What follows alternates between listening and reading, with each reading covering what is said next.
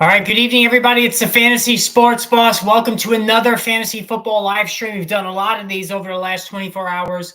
It is now Monday, December 11th, 2023. We're going to put a bow on Fantasy Football Week 14. So I hope you all have good news. I hope you all made the Fantasy Football playoffs in your leagues.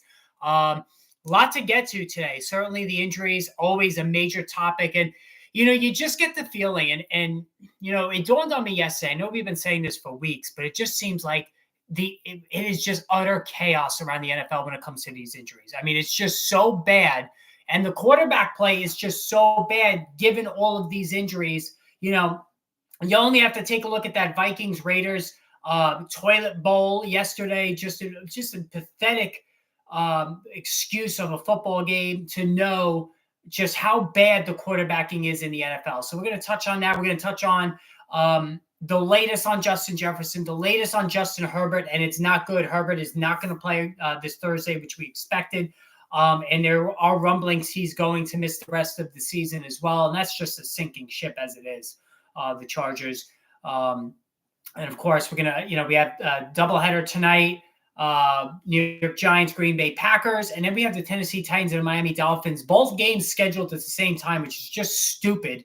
Don't understand this at all, why they scheduled it this way.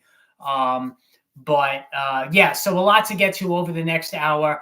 If you're new to the channel, of course, hit that subscribe button if you haven't done so already. And anybody that, I was asked a lot recently about the membership, and again, the stream's always going to be free, so if you become a member, whichever level of membership you are, stream's always going to be free. So, and if you're interested in that, no obligation, just hit the join button on the homepage of the stream, and you get some additional perks and things that go along with it. But anyway, so I know a lot of you guys tonight have to pull some points to get in. Fran, I saw what you posted before. I think Jalen Waddle is going to go more than 12, unfortunately. I hate to say it. Need 20 from Folk and Tyreek. Randy, you should definitely get that for sure. And up 60. Yes, Hill, Tua, and Packer D. See, that's interesting. I mean, I don't think the Packers D is going to be in the negative going against the Giants, and Hill and Tua. It seems like a lot of points. I think you might be on the right side of that, but I'm not sure. But anyway, I wanted to start with this Kansas City Chiefs controversy with Kadarius Toney specifically, and how the end of that Buffalo Bills Chiefs game transpired. Of course, by now, the Bills won the game, and the major source of controversy was the offsides call, Kadarius Toney, that led into what looked like just an unbelievably miraculous play. Travis Kelce catching a deep pass from Pat Mahomes, and then lateraling it to Toney, who went in and wound up scoring. But, of course, the flag was thrown and the play was brought back, and replays did show Kadarius Toney was offside. Now, the Chiefs wind up losing the game, and Pat Mahomes goes absolutely apeshit on the officials, charging at the officials, screaming, pointing his fingers, all the above. And then you have Andy Reid in the postgame saying basically something along the lines of, and I didn't see it, but, I had a lot of people were talking about it, how he thought it was a disgraceful way to end what was a great game. And you know what? It's my initial reaction to this, and it was a lot that kind of fell in line with my way of thinking, is, it's the right call. He is clearly offsides, and it's the onus is on Toney. Now, I coach high school football, and we tell in the high school level, we tell our receivers, check. If you're the on receiver, you check with the official to make sure you're on before the ball is snapped. That's common knowledge, even at the high school level. So for Toney to not do that, tough shit, right? And Andy Reid, who I have all the respect in the world for, and Pat Mahomes as well, although I think Pat Mahomes, the celebrity, is getting to his head a little bit, the Netflix specials and the commercials and all this other stuff. For them to react the way that they did is comical to me. Because it was okay when in the Super Bowl last February, James Bradbury gets called for pass interference on Juju Smith-Schuster, which basically gave the Chiefs the win, right? That's okay. In the Super Bowl, The ultimate game, a call was made, and there was a lot of controversy around that too, but it was pass interference. I know in hockey that the officials tend to swallow their whistle in the third period and overtime, especially playoff games. That's fine. But in football, it's different. It's so egregious and so obvious that you have to make the call. So it's okay for Mahomes and Reed when the call goes their way in the Super Bowl, but it's not okay when what clearly is the right call goes against it. Just shut up. I mean, like Pat Mahomes was so unprofessional the way he was reacting yesterday. It was ridiculous. It was absolutely ridiculous. He was completely wrong. And Andy Reid too. And again, I have a lot of respect for Andy Reid. That was the wrong thing to say. I know emotions run high right after the game. I think in a private moment of reflection, both of them will see it and be like, you know what? It was the right call, which it was. Like, there's no doubt about it. That was the right call. There's no other way to look at it. As far as Kadarius Toney is concerned, they just caught him loose, honestly. Here's a guy who he's always going to draw attention and draw eyes because he is a gifted athlete. He has uber speed. He can cut on a dime. He's a home run threat, but he has nothing between the ears. He doesn't think the game. His fundamentals are complete dog shit. He just doesn't seem to care. He's never healthy. He will continue to hurt your team if you keep him around. Get rid of him. And the Chiefs, listen, this offense right now is broken. Isaiah Pacheco is hurt. They have nobody outside of Kelce. And it took till week 14 to finally get Rashee Rice over the 80% snap share. That's on Andy Reid as well. And Rice has been fantastic. But just, this team does not look good. And right now, you could say that Pat Mahomes is like a low-end QB1. And the numbers back it up. Like, he's had 15 fantasy points each of the last 2 weeks. The numbers are just not there. All right, we have our first super chat of the night from Rain Young, always generous to the channel. Thank you, Rain. Love you, boss. Thank you so much for a great year helping me. Playoff time, baby. I'm 9-5 and I've clinched a first round bye. Congratulations. I did clinch the first round bye in both of my leagues. Thank God. Got a major scare from Justin Jefferson. One of them, we're going to talk about that in a minute. I'm glad you got the bye, Rain. You're welcome. That's what I'm here for, to help all you guys. Rice has definitely been balling. No doubt about it. Oh, I'm sorry you lost CJ Stroud, Rice. It's, it wasn't a good start for him anyway, and with the offense completely injury decimated, it's not going to get any easier for him going forward. But anyway, just to put a bow on the Chiefs situation, Travis Kelce still playing well. Not that mid-first round pick, has not justified that draft spot. Pat Mahomes, we were always debating, is it him? Is it Josh Allen? Is it Jalen Hurts? He was a set and forget guy. I think for the first time since he's become the starter, he is no longer a set and forget guy. I think you almost have to now look at the matchup. So that's where we're at now with Pat Mahomes. All right, so the other big item of the day, Justin Herbert has a fractured index finger. Will not play this Thursday. There was no chance he was going to play anyway. And even before he got hurt, Herbert's another one. Like, he's sinking with the ship that is the Los Angeles Chargers. And Brandon Staley's going to be fired at some point. There's no doubt about it. Jermaine, I'm sorry you lost Herbert. 1 for 6. They got Stafford. I mean, listen, I think the Rams are playing really well. They gave the Ravens everything they had, and the Ravens, I think, are going to the Super Bowl. So I think you're okay. And Kyler Murray is going to be fine as well. But Herbert, I don't think he's going to play again this season. There's, he's previous to this, he's been one of the most durable guys in football, but a fractured finger is just death for a quarterback. There's no doubt about it. So the fallout's going to be immense. Easton Stick, who knows? It was good to see Austin Eckler post 20-plus PPR points in the process. Keenan Allen, I think Keenan Allen is going to get hurt more than anybody. He's already dealing with double teams. Now he's got his quarterback who's been really zeroing in on him, especially of late, ever since Mike Williams went down, really. With Herbert out, I think Keenan Allen, on talent alone, he's always a wide receiver 1, but he could be slipping now to high wide receiver 2 range, which is still good, but not what you want to have going into the playoffs.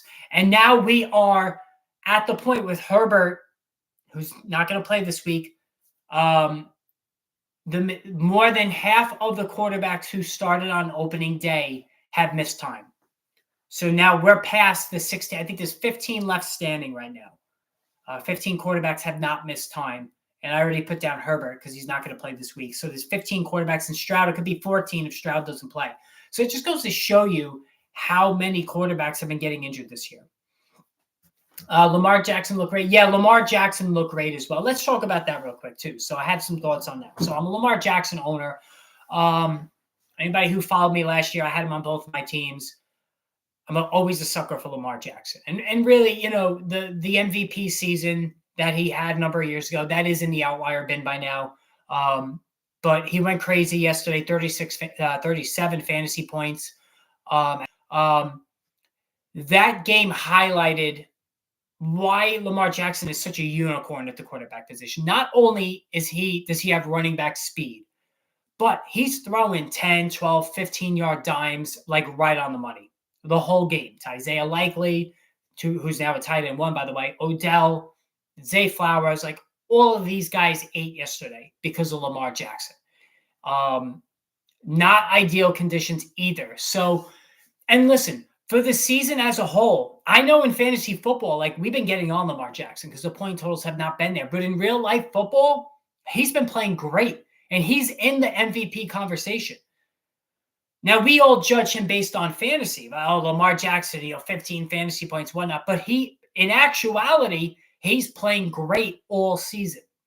It's just, they're running the ball really well. The defense is really not forcing the offense to throw the ball that much because they've been so good every week. Gus Edwards is making hay around the goal line, or at least he was up until like the last month or so. Now they're really trying to feed Keaton Mitchell. But he's been great. Like no argument in real life about how good Lamar Jackson's been. Now fantasy points have been lacking for sure.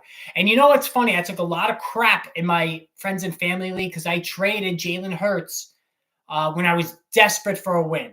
I traded Jalen Hurts for Lamar Jackson and Garrett Wilson. And yesterday, Jalen Hurts, 8.5 fantasy points, Lamar Jackson, 37. And I had a huge day once again from Garrett Wilson. So that trade's actually looking pretty good for me right now. I know Hurts has the more consistent path to fantasy points, but the Eagles offense right now looks pretty broken. Pittman again, 8 for 95. Yeah, Michael Pittman is just, absolutely on fire all season. Like he can't be stopped right now. And Michael Pittman is as talented as any wide receiver in football. And he's going to go, like Ryan said, he's going to catch another 100 passes again this season for the second time. Justin Herbert, that is just not looking good right now. Really bad situation. Oh, I forgot to mention right at the top too. So Aaron Jones is out tonight. So here we go again. This is the second time on a Monday night game Jones has been ruled out at the last minute. Now, luckily, unlike last time when I need to add Patrick Taylor, of all people, at the last minute just to get me 2 points, I'm not even going to bother. I'm going to lose in my work league, but it doesn't matter because I still have the number 1 seed in the first round bye locked up. So I'm not going to replace Jones tonight. But it's so frustrating right now with Aaron Jones. The guy has all the talent in the world. I think we're now seeing that erosion taking shape with Aaron Jones as he's in his age 28 season. Even though he was fantastic last year, Jones just can't dodge the age, the pull for a running back, of erosion, injuries, whatnot, when they turn 27 and older. And that's really what's happened here. So Justin Jefferson, that's the other big item. Looks like the worst case was avoided. No broken ribs, no lung issue, no punctured lung, collapsed lung, any of that stuff. So he was able to fly home with the team. It looks like they dodged a bullet. Now, there are a couple of points here on this. One, does Jefferson want to play? Like, I know the Vikings won. They're still in it in the playoff hunt, right? But Josh Dobbs gets benched in what was just a truly embarrassing performance for both teams yesterday. And they're probably going to go with Nick Mullins, who, in fairness, actually played all right in the 2 series he was in there. Does Jefferson even want to come back? Right? I know he's got a big payday coming to him. It's been a nightmare for him injury-wise, and he's really one of the only prime wide receiver ones. We talked about the stability of drafting Diggs and St. Brown and A.J. Brown. All those guys have been money, justifying their draft costs. CeeDee Lamb, all of them. But Jefferson has been one of the only top ones who hasn't. It's just because of these injuries. Rachaad White was great again. Yeah, Rachaad White, I'm not going to repeat myself. He's probably right there as one of the best buys of the season in terms of the running back position. The workload is just insane. Need a Monday Night Miracle. Have Achane, but my opponent has Tyreek. It's possible. I really do think that the Dolphins, they should blow out the Texans, and that usually means Achane's going to get a lot of work in the second half of the game. And they may not need to throw it as much. CJ Stroud in concussion protocol. According to D'Amico Ryans, listen, do right by the kid. I would be shocked if they put him out there. Now, I know they need to win. Couple of real frustrating losses for the Texans. I know they need to win. This is a must-win game for them coming up. But this is your future franchise quarterback. To put him in, 7 days later after suffering concussion, that was an ugly hit. Anybody saw that game? That was really kind of a frightening hit to the head there. I think it would be ridiculous if they put him in there. Absolutely would yeah, I would sit him too, right? There's just no reason to put him out there. There's no reason to justify that. And how about Derek Carr too? He's got 3 fractured ribs, if I read that correctly. I admire him wholeheartedly, but 3 busted ribs and 2 concussions in the span of a month and a half. What are we doing? What the Saints have to protect Carr from himself. If Carr is playing with 3 busted ribs and 2 concussions that he's recovered from, that's ridiculous on the Saints organization to keep putting him out there like that. Hey, Justin, how are you? Yes, everything's all well. I'm glad you made it to the playoffs. Gibbs, Hall, McBride, Ferguson for next week. What do you think? Listen, I think Breece Hall is playing really, really well. He's getting the workload. McBride, Ferguson, that's a tough call. I'm playing both of them. I'm in that same situation in one of my leagues. Let me rephrase. I'm not playing both of them because I have to buy in both leagues. But if I did, I would play both. Ferguson's been great the majority of the season. I think this is a situation where you can play both of those guys. But if I had to pick one, it would be McBride, less target competition, and he is clearly the number 1 guy, whereas Ferguson is not on his own team. So Jefferson, day-to-day, hopefully has a good chance of playing against Cincinnati. That's Saturday. So we have the 3 games on Saturday. You dropped Rachaad White. Yikes. I know, you know what? The first couple of weeks were rough. I get it. Maybe it was a little rash to drop him that early, but, listen, I'm just like everybody else. I made dumb moves this season. I am no different than anyone else. So Jefferson, it looks like he's going to be able to play, if he wants to on Saturday against the Bengals. And this is a winnable game for them. It seems like the worst was avoided. And how about the Bengals too? So Jake Browning, and this has got to be so frustrating for so many teams in the NFL to see that Jake Browning comes off the bench. He was awesome last week.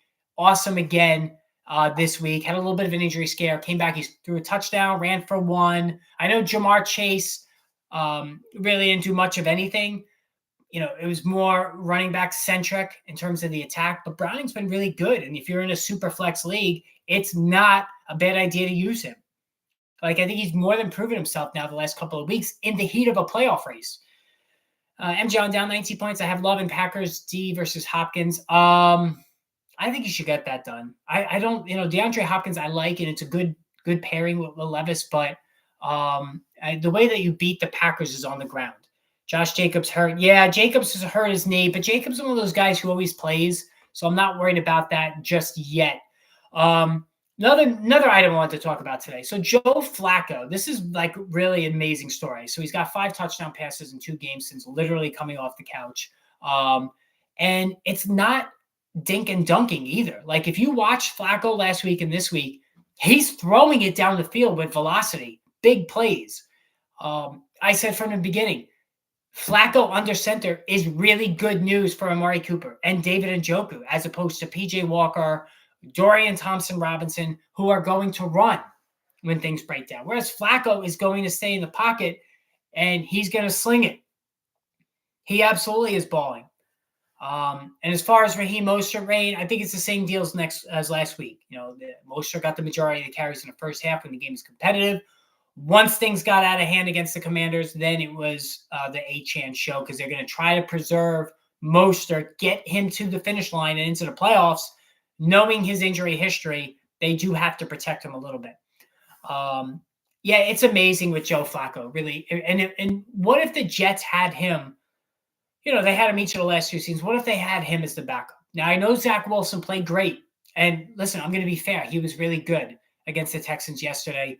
Was he playing free and easy, knowing that he's A, not going to be back with the Jets next year, and B, like, he can't play any worse, so he just decided to fuck it and sling it all over the place.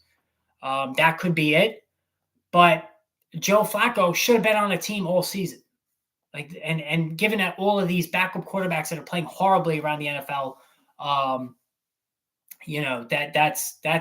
that's something that should have been, somebody should have had him signed early on. And again, it's just really, it's unbelievable. Whether it's the Titans, the Steelers, the Jets, yesterday notwithstanding, the Raiders, the Vikings, the Bengals. I know Browning's playing good, but just all the Patriots, all over the league, the Giants. There are so many awful quarterbacks right now. And it is not a good look. No matter how much they want to protect these quarterbacks, they just can't get to the end of the season in one piece. Cooper Kupp. Yep, Cooper Kupp. It looked like old Cooper Kupp yesterday. Jets couldn't take a fly. Yeah, they should have. And that falls on the GM. I know Robert Saleh could get fired. I think absolutely one of the biggest mistakes of any GM was Joe Douglas not having a serviceable backup, a Gardner Minshew, a Jacoby Brissett, backing up Aaron Rodgers, who, at 40 years old was always at increased risk of getting hurt. Jerome Ford x-rays were negative, so that's good for Jerome Ford, who came out banged up in that one. Jonathan Taylor may or may not practice this week. I don't think he's only 2 weeks out of surgery. I don't think he's playing. Kenny Pickett has been ruled out. We talked about Aaron Jones. So I haven't seen anything on Nico Collins, so I'm sure we'll be getting an update on him at some point. But the fact that they ruled Nico Collins out so quickly after he suffered the calf injury is probably a bad sign for him going forward. I think there's a very good chance Nico Collins doesn't play. And for the second week in a row, if he is cleared, I wouldn't play CJ Stroud. No Dalton Schultz possibly again. No Tank Dell definitely. Probably no Nico Collins. So you're going to rely on Robert Woods and Noah Brown, who outside of one game really hasn't done anything. I don't think so. I'm not doing that. I want to get back to the Eagles real quick. So, like I said, yesterday was ugly. The Dallas Cowboys are playing as well as any team in football. Dak Prescott has been the hottest quarterback in football. I don't think there's any question about it. Hurts, a little bit more than 8 fantasy points. He lost a fumble. His passing numbers are down. I don't think he's healthy. I think he's been beat up. He's a smaller quarterback, right? He's missed time each of the last 2 years. He's not durable, not historically at least. And, he could be dealing with some fatigue right now as well in terms of also being beat up. DeAndre Swift, more evidence that he too is on fumes. Did nothing yesterday. Has done nothing for really like the last month. So is he safe to use this week? Like there's in my friends and family league, the DeAndre Swift owner is benching him this week. He's going to, he's got Saquon and Kamara and Swift. He's been using all three, and that's helped him a lot this year, but he's going to bench Swift and put out Amari Cooper in the flex. So not a bad idea. I sounded the alarms last week on DeAndre Swift. Good player, really good player, but hasn't made it through a full season, I don't think, ever. It's a lot of snaps, a lot of carries, a lot of hits. I think it's having an impact on him negatively. And I think we're seeing that now. Hey, Ronald, how are you? Feel with Kincaid, or should I be in the market? I have concerns. I think if you can get Isaiah Likely, I would use him. Trey McBride, Jake Ferguson, I'd use all of those guys. Sam Laporte, I'd use all of them now over Kincaid. Dawson Knox, who, was involved yesterday. I've said this stat multiple times, Ronald. When Knox and Kincaid are on the field together this season, Kincaid has one double-digit PPR game. That's a trend. Can he buck that trend this week? This week, of course he could, because he's very talented. But you always go with the trends in football. So, yeah, I would be in the market if you could. Isaiah Likely, I think it's still. I know he had the big game yesterday. I think he's gettable. I don't know if your trade deadline passed. I'm sure it has, but I maybe would try to look for somebody. Just goes to your point of value. Yep, mid-round running backs. It's all about the mid-round running backs, guys. Rachaad White, David Montgomery, James Conner, Javonte Williams, all of those guys. Alvin Kamara. Shit. I mean, look at Alvin Kamara, right? He dropped because of the 3 missed games. Can't talk enough about Rachaad White. He's been essentially, I mean, he wasn't good in September, but he really picked it up from there. And, the targets are there.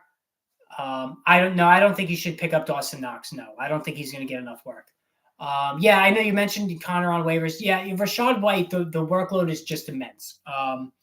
And I'm just curious. Let me see. Rachaad White. I'm curious what his average is right now, because he's never been the best average runner this season, but I know it's gotten better as the season has gone on. Let me see here. Rachaad White right now is averaging. You know what? He's averaging the same 3.7 that he averaged last year. So it actually hasn't gotten better, but this is perfect example of workload superseding skill, because Rachaad White is 3.7 this year, 3.7 last year in terms of carries. That's not good. Like, that's Najee Harris territory. But he's gotten 201 carries, which is a very, very high amount. He's got 48 catches. He's getting all the goal line work. So Rachaad White is really getting it done across the board. That's how good he's been this season.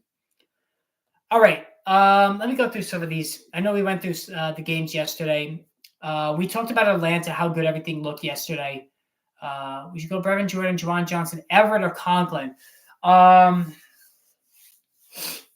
man, probably Brevin Jordan if CJ Stroud plays. I'm not a Johnson guy. Everett, I can't do that now with Herbert out. That's who I would have said. I would say Brevin Jordan. You still like Goddard, to go with Likely. You know what, Ed? I do like Likely better than Goddard slightly. Getting back to the Falcons, listen, Algier, Cornell Patterson's still involved. It's insane how much talent this team has offensively. And I tell you what, one of the best things that happened yesterday was Tampa Bay coming back to beat Atlanta. Because if Atlanta misses the playoffs in a very winnable division, I think Arthur Smith's getting fired mercifully. And if they bring in somebody with offensive acumen to be the coach, not that this would ever happen, but let's just say John Gruden gets hired, right? We will all fucking battle each other for Drake London, Kyle Pitts, Bijan next season. I will be all over those guys if they get a quarterback, though, right? They need the coordinator. They need the offensive coach, rather, but they need a quarterback. Like, Desmond Ridder is not the answer. We know that. I think they're going to take a swing, or maybe they make a trade for Jake Browning. The Bengals certainly will have offers from him. There's a possibility of some names out there that they can get a hold of. But the Falcons, all of those players are massive upside superstar talent players who could really take off under the right system. So the Bears, this was a good bet yesterday. The Bears were home underdogs. The Lions are playing awful. And going back, to his Rams days, the story remains the same of Jared Goff. And this is why I hate, A, he doesn't run, which is another reason why I don't like him. But B, Jared Goff is complete shit on the road. He showed it again yesterday. He did nothing. And if the Lions fall behind, Goff has a very difficult time bringing a team back on the road. Now, when he's at home, the friendly confines in a dome, he gets it done. But Amon-Ra St. Brown has done nothing the last 2 weeks. Laporta did nothing yesterday. Goff doesn't have it in him to excel on the road.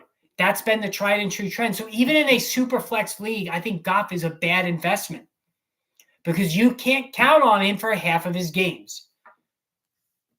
And Justin Fields, to be fair, this is the Justin Fields that played really good last year.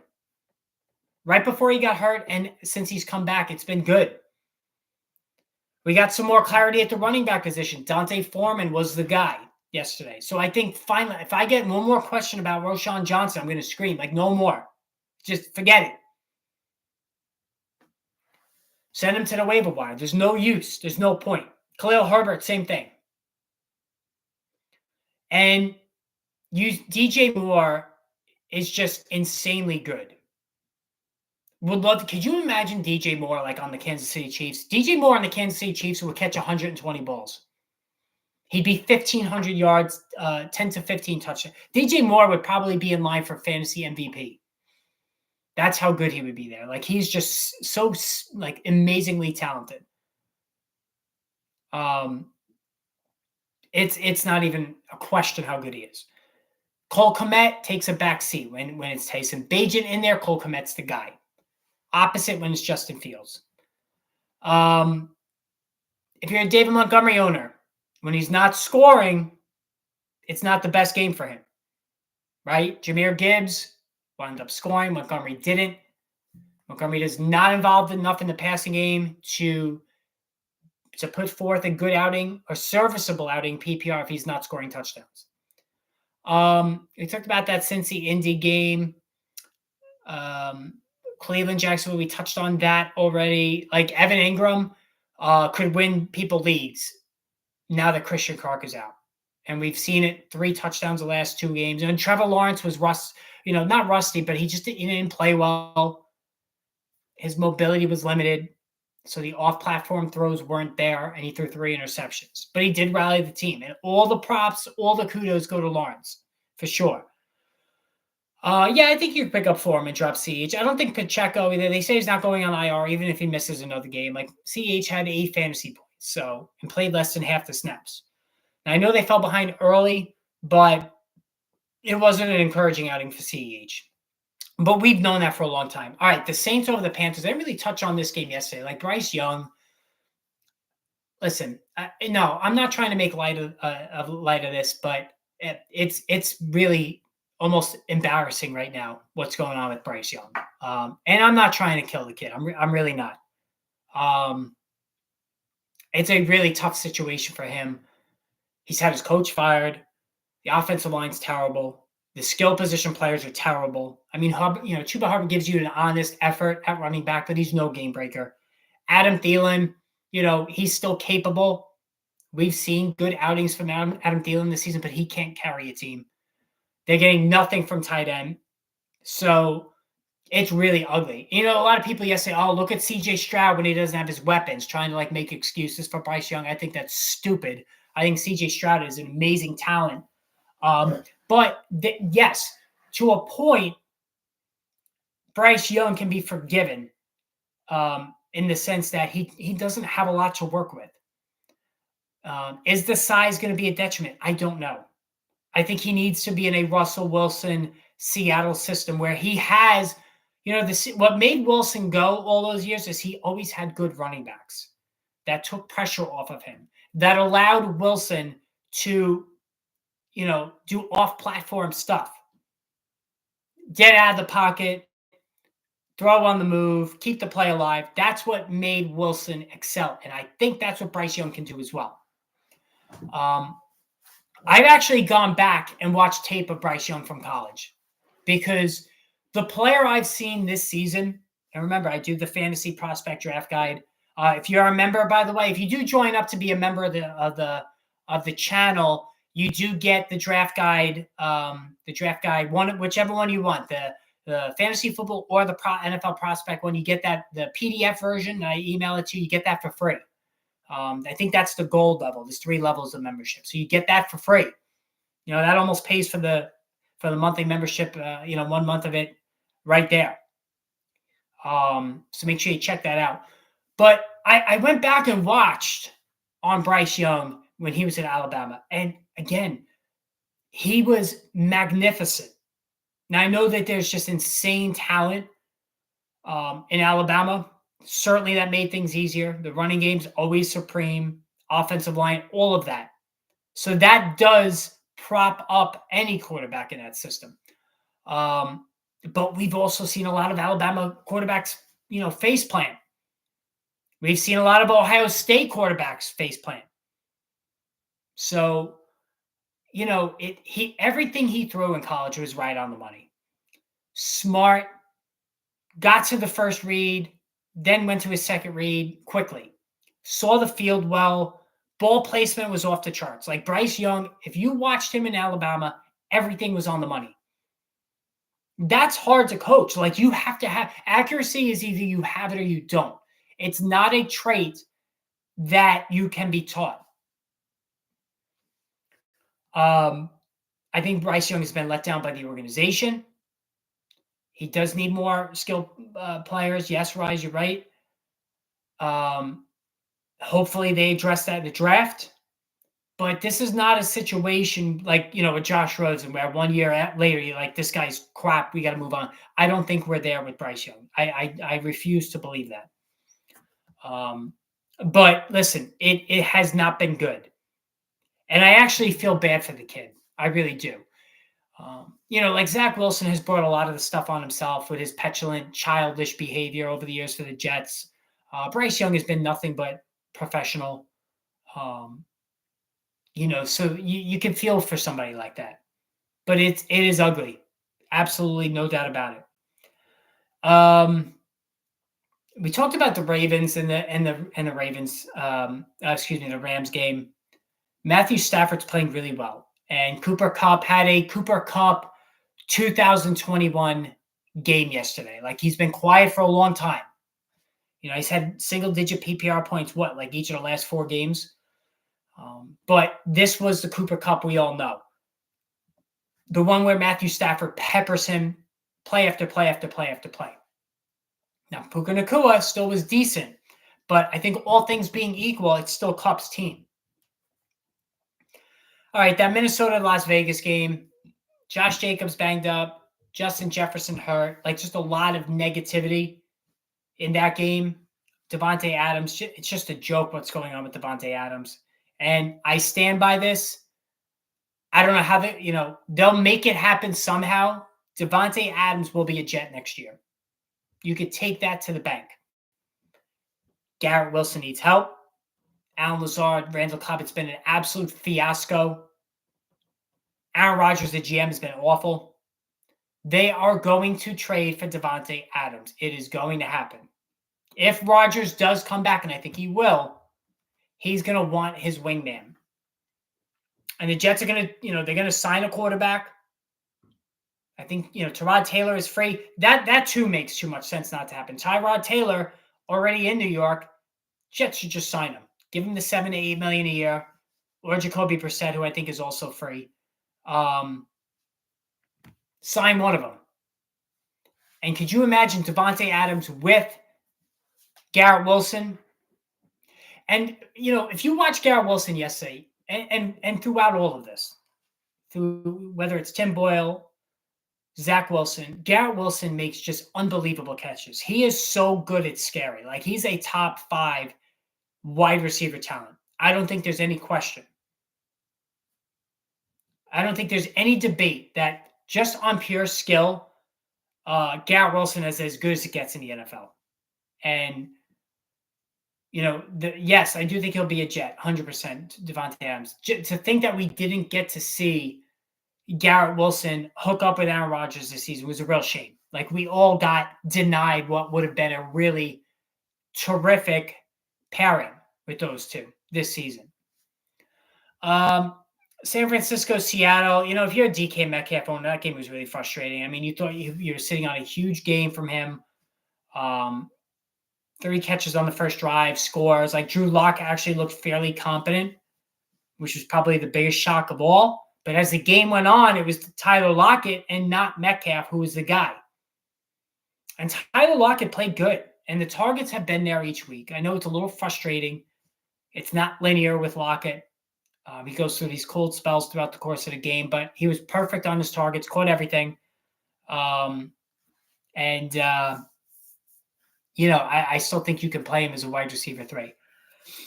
Adams to Jets. So, listen, the salary, they're going to have to restructure Adams's contract. And I don't think that's that much of a hindrance. The Jets are going to have to surrender draft capital, whether it's a first-round pick, who knows? They're gonna have to do that. And I think that the Rodgers deal, because he basically didn't play, it became a second-round pick that they gave up in that deal. So I still think they have their first-round pick.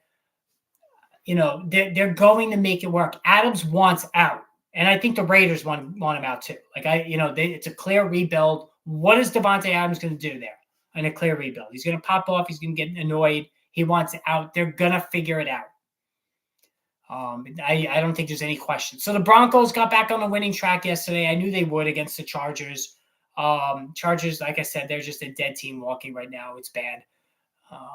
Russell Wilson, be fair, he's having a nice comeback season. Javonte Williams getting the workload. He still doesn't have that explosion. I think by next season we'll start to see that again, because they say, you need to be a full year removed from the ACL injury. And he had a serious one. It was ACL and MCL. And also the LCL, I believe. I think it was all 3 that he tore. It's taken a little bit longer for him to find that extra gear. Talking about Javonte Williams. So, that's interesting to see that, he's starting to show signs, and he's been involved in the passing game as well. Keenan Allen didn't practice today. It was an estimated injury report with a heel injury. Like, Keenan Allen is completely beat up. And you have to think too, does Keenan Allen look around and say, like, what am I putting myself through this for? Does he take himself out? You'd hate to see that. And I can't see him doing that. But you have to wonder.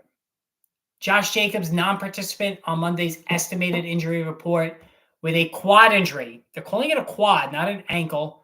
They play the Chargers on Thursday. So it's a real short turnaround. The schedule is going to get really crazy now. We have the Thursday night game. We have 3 games on Saturday. I like the Saturday schedule. And then Sunday, the regular deal. Oh, that's what I want to tell you guys. So next weekend, I'm going to do Football Friday this week. But Saturday, Sunday, I'm probably not going to be live streaming, because I'm going to be visiting some relatives in North Carolina. I'm flying out Saturday morning, and I'll be back Monday morning. So I will stream Monday for sure.